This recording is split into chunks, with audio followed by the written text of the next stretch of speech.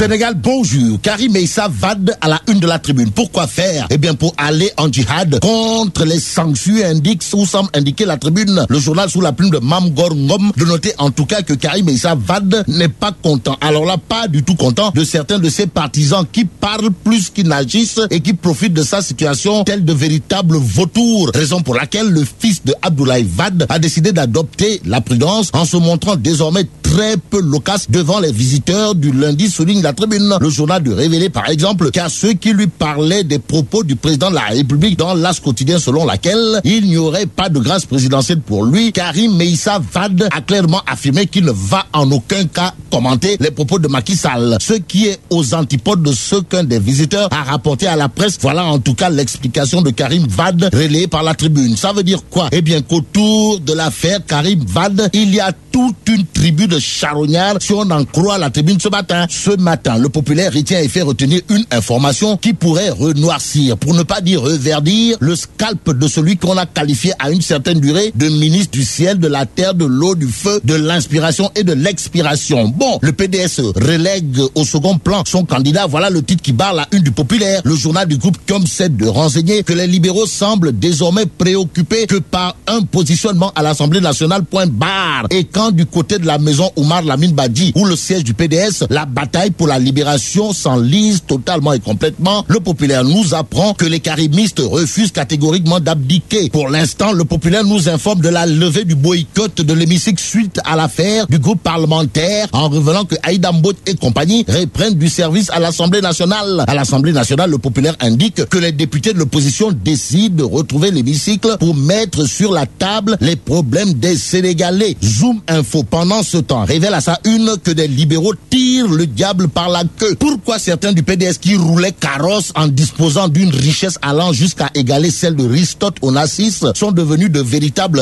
rats d'église selon Zoom Info? Le journal sous la plume de Moussa Dia explique par exemple que parmi certains barons du régime de Wade, certains se muent en consultant sans marcher, d'autres percutés par la DQ, dépenses quotidiennes, font de l'aumône, pire la manne. Zoom Info toujours sur la question de la dèche des libéraux 3 ans après la perte du pouvoir, qu'il y a de grosses pointures devenues de petits soulets du PDS qui sont dans le deal des visas. De quoi dire à bon entendeur salut. Celle qui est à saluer d'après Zoom Info, c'est la ministre de la Femme, en l'occurrence Mariama Massar. Pourquoi? Eh bien parce que son délégué de ministre en charge de la microfinance vient de dégager 600 millions pour les femmes de Kaolack, révèle Zoom Info. Au journal de préciser que la remise des ronds a eu lieu en présence de la ministre maire de Kaolack, en l'occurrence Mariama Massar, qui a mobilisé une marée humaine pour la circonstance. Et pendant que la mobilisation de Mariama Massar dans son fief fait des émules, Sud Quotidien annonce un duel à fleuret moucheté. Abdoulaye Daouda Diallo, Augustin Tine, duel autour du contrôle de la gendarmerie, précise Sud Quotidien. Dans les colonnes du journal, il est également question de la campagne arachidière et les premières roquettes du monde paysan. Bon, Sud Quotidien nous livre que les exportateurs déclarent la guerre au ministre Papa Abdoulaye Seck. Pourquoi? Eh bien, à cause de l'interdiction de la commercialisation des graines d'arachide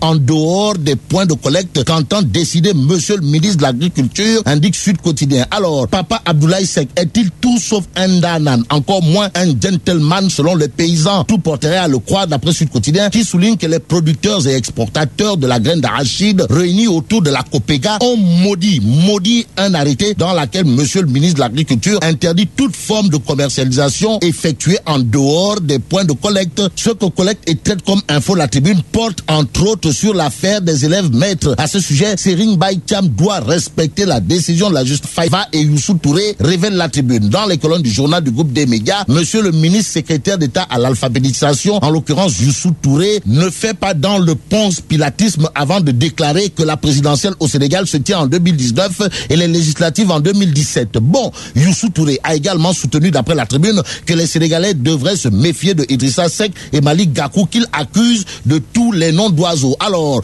Youssou Touré veut-il faire comprendre par là que Malick Gakou et Idrissa Seck peuvent brûler Rome? Tout porterait à le croire d'après la tribune, qui souligne par exemple que Youssou Touré n'a pas attendu de faire le trajet Dakar-Guinguinéo pour poser une question, à savoir d'où proviennent les fortunes de Idrissa Seck et Malick Gakou. En attendant, passons à l'observateur L'Obs, qui sur la profanation dans les cimetières affiche les nouvelles révélations sur les tombes de Pikine. Il est question du fossoyeur perdu par ses appels téléphoniques téléphonique, note l'observateur qui ajoute que le portable d'un autre fossoyeur a été confisqué par la police, ce qui d'après l'enquête est patent, voire flagrant. Saher Ning, ou le fossoyeur du cimetière de Pékin, devant la police creuse sa propre tombe. Celui qui est tout sauf un fossoyeur, encore moins un croque-mort d'après Libération, c'est monsieur le DG de la Sénélec. En tout cas, après les menaces de délestage, la Sénélec de Matar Cissé accorde un sursis aux hôpitaux, informe Libération, comme pour le journal d'indiquer